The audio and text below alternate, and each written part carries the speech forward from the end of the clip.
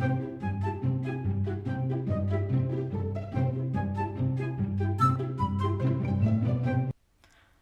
it's Jeanette with You Amazing Paper Crafts. Thank you for joining me in my craft closet. Today, I'd like to demonstrate how I made this little rosette using the Stampin' Up dotted lace trim. Such a beautiful trim. Everybody, including me, is falling in love with this.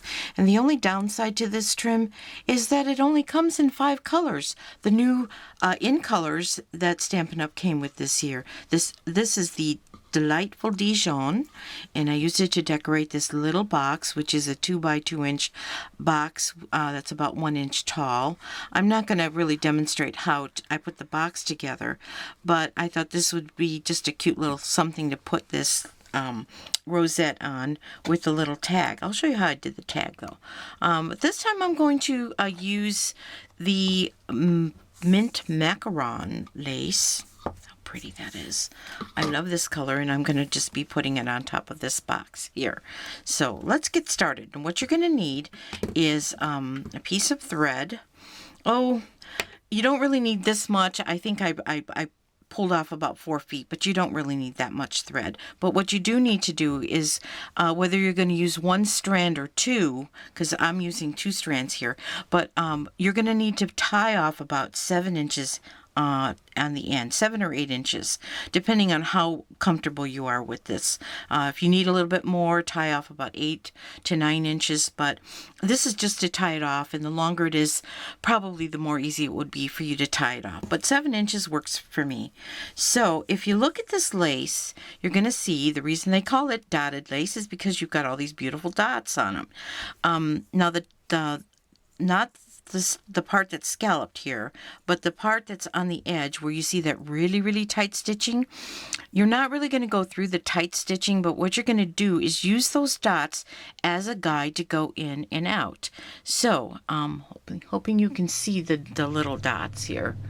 I'm going to go inside right at the edge of that tight stitching, and then I'm going to go up, and you're just going to continue weaving in and out using the top row of dots as your guide. All right, and the longer needle you have, the better it is. I'm just using a kind of a little crewel needle with a big eye on it, only because I can't see to thread a needle, so the bigger the eye, the better. And you're fine going through the honeycombs that are in this lace. And you want to just continue going through until you're about 1 inch to the end. Sorry I didn't say at the beginning of this video how much that you need. Now, like I say, you're going to stop 1 inch from the edge and pull your thread through, okay? And now you're going to smooth it out about 1 inch on the end right there. On where you first started out, where your knot is, and then you're going to take it and you're going to wrap that around. Let's get these ties out of here. Okay, you're going to take it and you're going to wrap it around, kind of making a little tutu skirt, and then just continue weaving. Oop, let's see, how would I do this way? Continue weaving in and out. Sorry, it looks like I'm struggling with this. I'm not used to using such a long piece of thread. Oh, I see what my problem is. I needed to do it this way. Okay. No, my problem is that I need to go into 1 more. Like that. Go down 1 more. All right, now. Okay, hopefully you're following along. I needed to do that because I need to overlap this, and I want to have my needle coming up from the lace, okay, so that I can match this up and continue weaving. There we go. All right, and I'm going to make my weaves just a little bit tighter. All right, and then once you're done, then you want to pull just on the 1 thread, okay, and you want to just make your little rosette like this. Okay. And the reason why you have that little tail on the end is so that you can tie it. You probably make a few knots if you want. I'm just going to make about 3 and then cut it off. 1, 2, and 3. Okay. All right. And I'm going to just use my scissors to cut that off. See what I mean by you don't really need that much thread? I could probably do another one of these. Okay. And just kind of fluff it around. You know, if you want to use more than just 12 inches of this, you can, and it'll just make it a little bit more bushy, a little bit more fluffy. But this is going to work for me. And you notice you can't see the black thread because I've turned it upside down. Now I'm going to use one of these blossom accents that also just come in the mint, in the in colors. And I'm going to use the mint macaron. And I'm going to use some Tombow Mono adhesive to adhere this.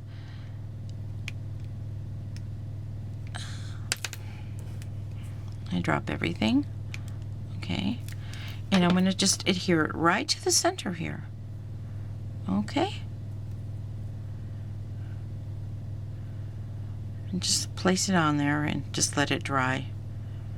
Oh, how about if I put it on here? It will adhere. You just have to be patient and let it dry. And my Tombow Mono adhesive just... Good thing I have my needle out. My Tombow Mono adhesive just clogged. Okay, here we go. There, now it wants to spit at me. Okay. Does not like that I squeezed it. There it is. You probably don't need that much either, so this is real life, people. These are the things we struggle with when we paper craft. Okay, I'm going to leave that alone just for 1 second while I make my tag for my box, and I'm going to use some more vanilla, very vanilla. And what I think I'm going to be using is this little thanks from the Another Thank You set. It's a photopolymer set. I love this set. It's so pretty. All these beautiful thank yous on there. Okay, and I'm going to be using some mint macaron ink for this. And I'm just going to stamp my thanks here. Okay, and I think I will cut it out with a tag. And I think this is the lots, no, I'm sorry, this is the Tags and Labels Framelits dies, one of my favorite. And I'm going to be using the second to the smallest. This is the smallest tag, this is the second to the smallest tag, and I'm going to use my Big Shot to just cut that out, and I will be right back.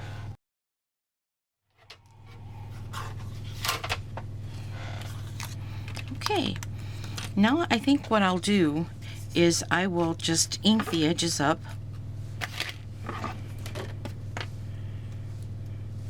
Using some more mint macaron. Oh, I got this thread all over the place. See what I mean? Real life, people.